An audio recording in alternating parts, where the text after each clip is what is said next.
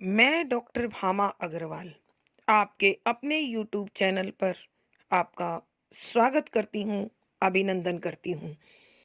आइए प्यारे बच्चों, आज हम बिहारी जी का अध्ययन आरंभ करते हैं। बिहारी जी की यश का आधार उनकी एकमात्र पुस्तक जो हमें प्राप्त होती है वो बिहारी सतसई है, जिसमें उन्होंने 713 दोहे लिखे हैं और उनके दोहों के लिए अत्यंत प्रसिद्ध पंक्तियां हैं। सतसैया के दोहरे जो नावक के तीर, देखन में छोटे लगें बेंधे सकल शरीर।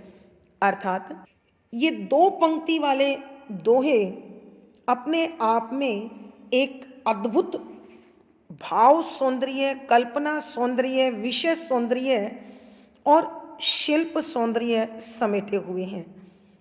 इन दोहों के अध्ययन से हमें यह भी जानकारी मिलती है कि बिहारी जी एक सामान्य व्यक्तित्व नहीं है।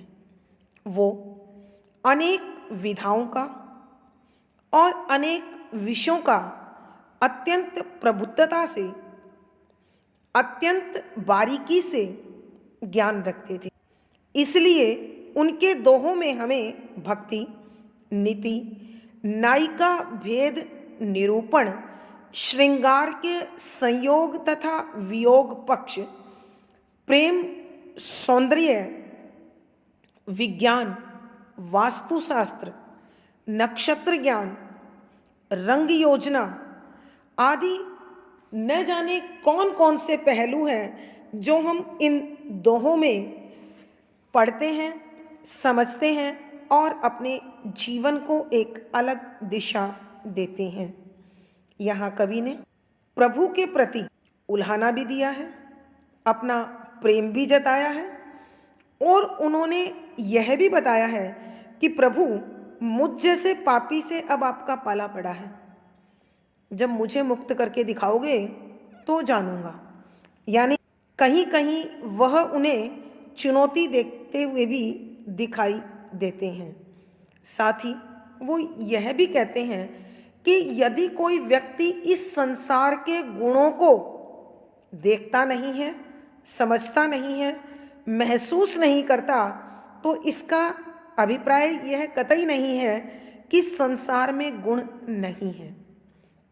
यह संसार अनेक गुणों से भरा हुआ है, अनेक योग्यताओं से भरा हुआ है, लेकिन मनुष्य उन गुणों को केवल इसलिए नहीं देख पाता क्योंकि वह उन्हें समझना चाहता नहीं है अथवा उसे समझ में आते नहीं हैं। ठीक उसी प्रकार जैसे हम इन आँखों से पूरे विश्व को देखते हैं, लेकिन एक आँख दूसरी आँख को नहीं देख सकती। नायिका भेद में उन्होंने शुक्ल अभिसारिका, कृष्ण अभिसारिका के साथ साथ नायिका के हर छोटे से छोटे तत्व को उन्होंने निरूपित किया है। बच्चों, आपको जानकारी होगी कि बिहारी जी महाराज जय सिंह के दरबार में रहने वाले एक कवि मात्र नहीं थे। उन्होंने एक विश्वसनीय सलाहकार, एक उत्तम पथ प्रदर्शक की भूमिका भी इन दोहों के माध्यम से आप पाएंगे कि वो निभा रहे हैं। तो हम यही कहेंगे, बिहारी जी के ये दोहे वास्तव में अपने अंदर बहुत कुछ समेटे हुए हैं। हम उनमें सृष्टि का लगभग या अधिकांश प्रकार का प्रयोग, भाव सौंदर्य, ज्ञान, विज्ञान आदि यहाँ देखेंगे, समझेंगे और हमें महसूस होगा कि वह एक ऐसे व्यक्तित्व हैं जिन्होंने अपनी लेखनी विविध विषयों पर चलाई और लगभग मानव जीवन के अधिकांश पहलुओं को उकेर कर मानव मात्र का पथ प्रदर्शन किया, उनके जीवन को आलोकित किया। आइए देखते हैं इन दोहों में कविवर क्या समझाना चाहते हैं। दोहा संख्या 16। समय समय सुंदर सबई, रूप कुरूप न कोय, मन की रुचि जेती जिहें, तित तैती रुचि होई। प्रसंग। प्रस्तुत दोहा हमारी हिंदी की पाठ्य पुस्तक मध्यकालीन काव्य कुंज में संकलित रीति सिद्ध कवि बिहारी जी द्वारा रचित बिहारी सतसई के दोहों से लिया गया है। संदर्भ। इस दोहे में कविवर समय के महत्व तथा देखने वाले की भावना और रुचि के महत्व का वर्णन कर रहे हैं। वो बता रहे हैं कि इस संसार में कोई भी चीज सुंदर या असुंदर समय के अनुसार और व्यक्ति विशेष की नजर के अनुसार होती है। यहाँ हमें कवि समझाना चाहते हैं कि एक समय जो चीज अत्यंत प्रिय होती है वही चीज दूसरे समय में अनुपयोगी महसूस होने लगती है। उदाहरण के लिए, भूखे के लिए रोटी बहुत सुंदर है, लेकिन जो रोगी अपच का शिकार है उसे वो रोटी अच्छी नहीं लगती। प्यासे के लिए पानी कीमती है। गर्मी के मौसम में जो शीतल पेय पदार्थ और खाद्य पदार्थ अत्यंत प्रिय होते हैं, सर्दी की ऋतु में वही निरर्थक, बेकार और असह्य लगने लगते हैं। तो इसी प्रकार कवि बता रहे हैं कि संसार की किसी भी वस्तु की आलोचना, प्रशंसा अथवा उसका महत्व अपने समय के अनुसार, अपनी आवश्यकता के अनुसार और मनुष्य की रुचि के अनुसार होता है। इसलिए किसी भी वस्तु को अनुपयोगी या उपयोगी, सुंदर या असुंदर नहीं कहा जा सकता। इसी तथ्य को समझाते हुए कविवर लिखते हैं कि व्याख्या।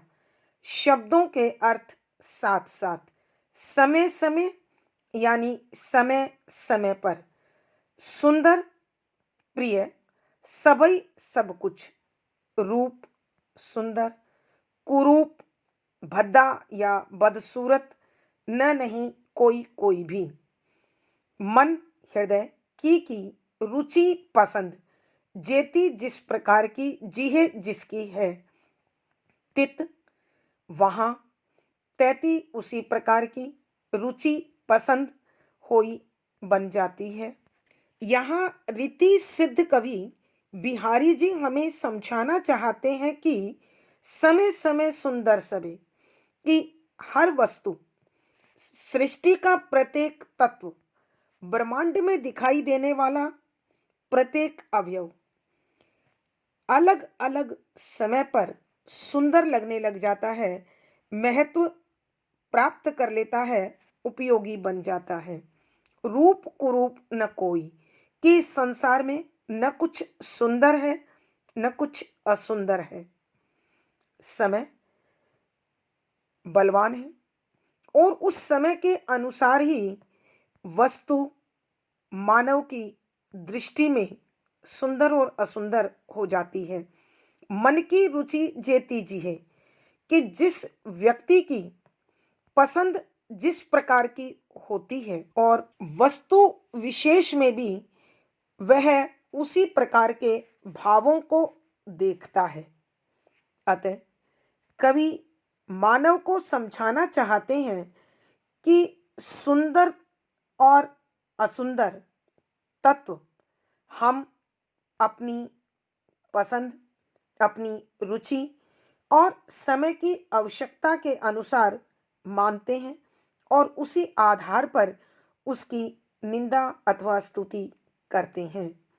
हमें यह भी नहीं भूलना चाहिए कि एक के लिए जो चीज़ उपयोगी है, पसंद की है, वही चीज़ दूसरे के लिए नापसंद और अनुपयोगी भी हो सकती है।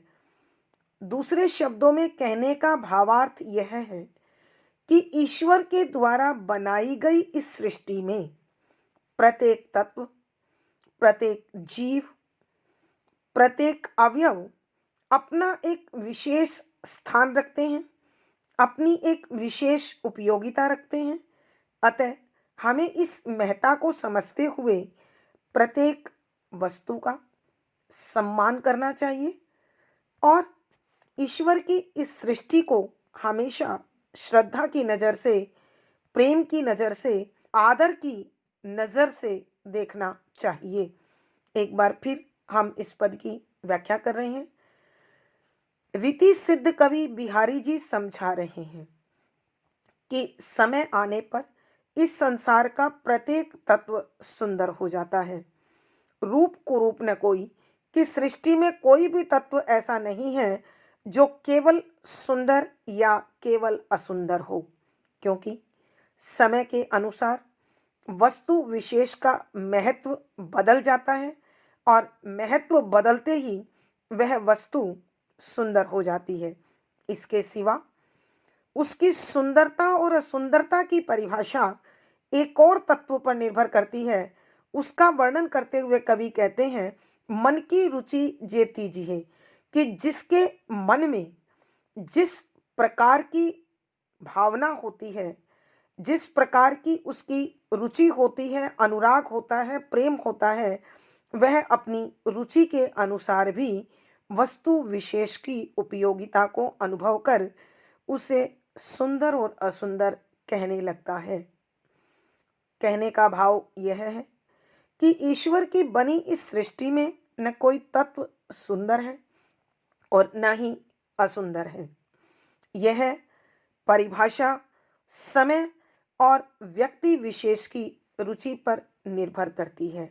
भावार्थ, कवि के कहने का भाव यह है कि मानव मात्र को ईश्वर की बनाई इस सृष्टि के प्रत्येक अवयव, प्रत्येक तत्व, प्रत्येक जीव का आदर करना चाहिए, क्योंकि हर एक तत्व कभी न कभी किसी न किसी रूप में अपनी उपयोगिता प्रमाणित कर देता है। विशेष यहाँ किसी भी तत्व की सुंदरता की या असुंदरता की परिभाषा समय और व्यक्ति पर निर्भर करती है, यह समझाने की कोशिश की गई है। शुद्ध साहित्यिक ब्रज भाषा का प्रयोग है। शांत रस प्रसाद गुण है। दोहा, छंद, गेय शैली और संगीतात्मकता है।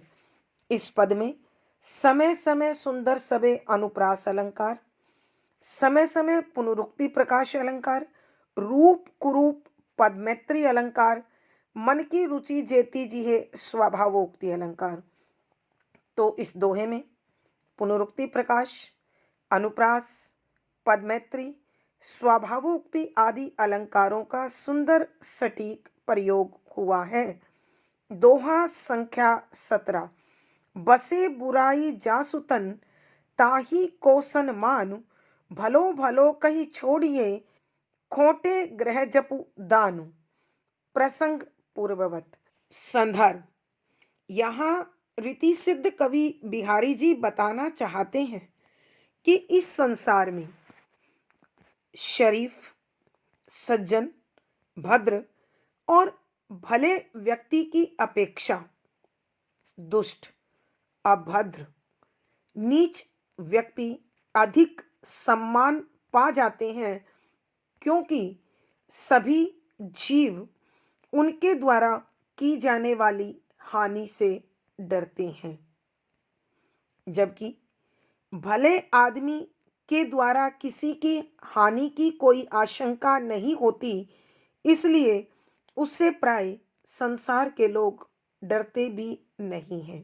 प्यारे बच्चों, यहाँ तुलसीदास जी द्वारा रचित एक पंक्ति इसी भाव साम्य की याद आ रही है, भय बिनु होई न प्रीति, कि जब कहीं भय होता है तो उसके प्रति मनुष्य अधिक सावधान, अधिक विनम्र हो जाता है।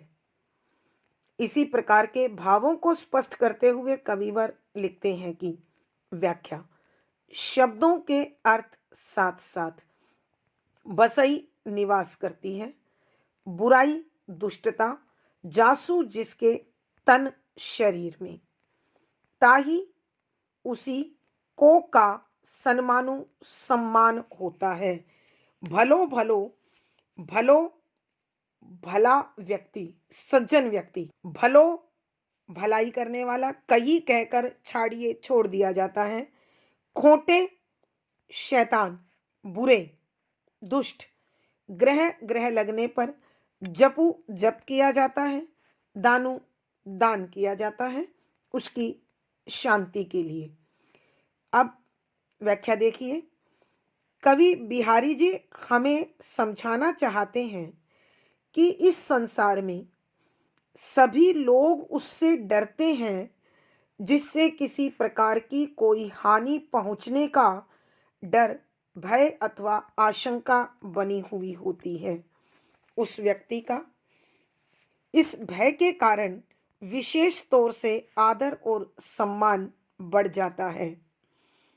अर्थात प्रत्येक व्यक्ति भय के प्रभाव में आकर ही आदर और सम्मान करता है, ऐसा कवि का मानना है।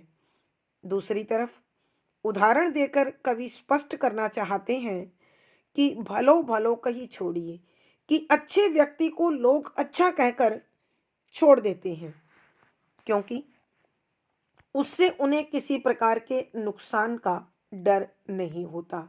खोटे ग्रह जपुदानु, कि जब मनुष्य पर बुरे अथवा अनिष्टकारी हानि करने वाले ग्रहों का गुस्सा प्रकोप बढ़ने लगता है तो मनुष्य उसकी शांति के लिए भिन्न भिन्न प्रकार की पूजा पाठ करता है, दान पुण्य करता है, जप तप करता है, ताकि वह ग्रह शांत रहे और मानव विशेष का, व्यक्ति विशेष की कोई विशेष हानि ना हो।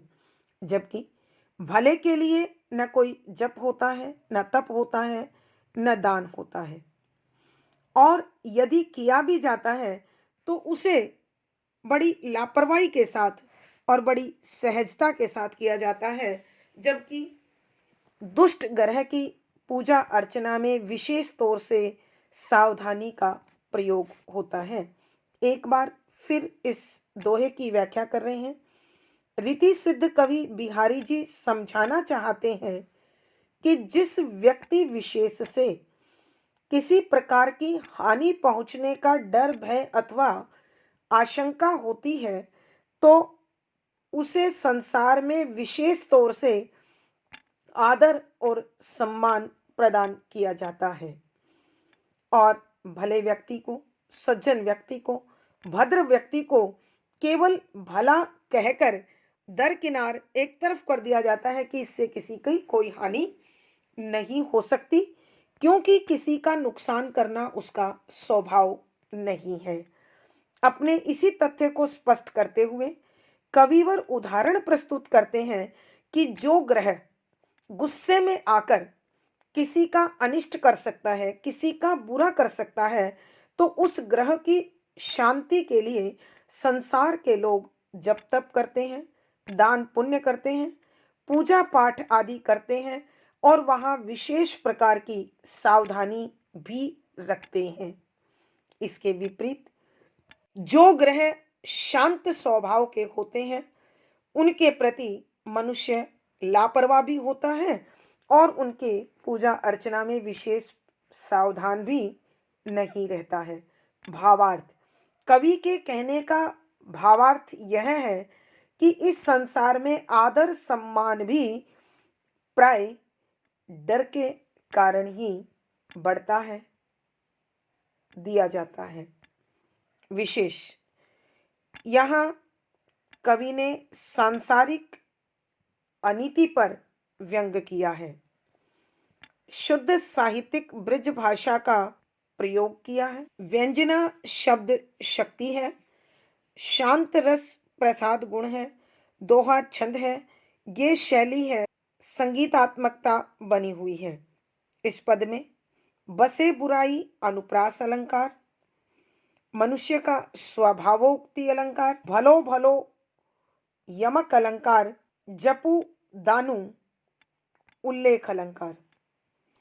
यानी इस दोहे में अनुप्रास, स्वभावोक्ति, पुनरुक्ति प्रकाश, उल्लेख आदि अलंकारों का सुंदर सटीक प्रयोग हुआ है। दोहा संख्या 18। सोहत ओढ़ई पीतु पटु, श्याम सलोने गात, मनो नीलमणि सैल पर, आतपु पर्यो प्रभात। प्रसंग पूर्ववत। संदर्भ: यहाँ रीति सिद्ध कवि बिहारी जी श्री कृष्ण के अत्यंत मनोरम रूप सौंदर्य का वर्णन कर रहे हैं और यह वर्णन वो एक सखी के सामने नायिका करते हुए क्या कहती है, देखिए। सोहत सुशोभित हो रहे हैं, ओढ़े ओढ़े हुए, पीतू पीले रंग वाला, पटु वस्त्र, श्याम श्री कृष्ण, सलोने सुंदर गात शरीर पर, मनो मानो, नीलमणि सैल पर्वत, नीलमणि के पर्वत पर, आतपु सूर्य पर्यो पड़ रहा हो, प्रभात सुबह के समय में। यहाँ नायिका अपनी सखी को बता रही है कि हे सखी सुन, सोहत ओढ़े पीतुपटु, श्याम सलोने गात, कि श्री कृष्ण ने अपने सांवले सलोने शरीर पर पीले रंग का वस्त्र ओढ़ रखा है और इस पीले रंग के वस्त्र में उनका शरीर इतना अधिक सुंदर लगता है, इतना अधिक आकर्षक लगता है, इतना अधिक मोहक लगता है। मनो नीलमणि सैल पर, आतपु पर्यो प्रभात, मानो नीलम के पर्वत पर प्रातः काल के समय में उदित या उगे हुए सूर्य का प्रकाश पड़ रहा हो। अर्थात यहाँ नायिका कहती है कि श्री कृष्ण अत्यंत आकर्षक और सुंदर लग रहे हैं क्योंकि उन्होंने अपने नीले शरीर पर पीले रंग के वस्त्र ओढ़ रखे हैं। बच्चों, बहुत बार इस प्रकार की बात कर चुके हैं तो संभवतः आप इसे आसानी से समझ गए होंगे। भावार्थ: कवि के कहने का भाव यह है कि पीले वस्त्रों में श्री कृष्ण का सांवला सलोना शरीर अत्यंत आकर्षक लग रहा है। विशेष: यहाँ कवि ने श्री कृष्ण की सुंदर वेशभूषा का वर्णन किया है, शुद्ध साहित्यिक ब्रज भाषा का प्रयोग है, श्रृंगार रस माधुर्य गुण है, दोहा छंद गेय शैली और संगीतात्मकता है। यहाँ पीत पटु, श्याम सलोने अनुप्रास अलंकार, मनो उत्प्रेक्षा, नीलमणि सैल पद मैत्री। यानी इस पद में अनुप्रास, उत्प्रेक्षा, पद मैत्री आदि अलंकारों का सुंदर सटीक प्रयोग हुआ है। प्यारे बच्चों, आज की कक्षा में बस इतना ही। अगली कक्षा में फिर मुलाकात होगी। पिछली वीडियो का लिंक आपको डिस्क्रिप्शन बॉक्स में मिल जाएगा। आशा है पढ़ा गया विषय आपको अच्छी प्रकार स्पष्ट हो रहा होगा। कमेंट बॉक्स में अपने भाव लिखकर बताएं। वीडियो को लाइक करें, शेयर करें और चैनल सब्सक्राइब करें। आपका दिन और जीवन सुखमय हो, मंगलमय हो। इसी शुभकामना के साथ आभार, धन्यवाद।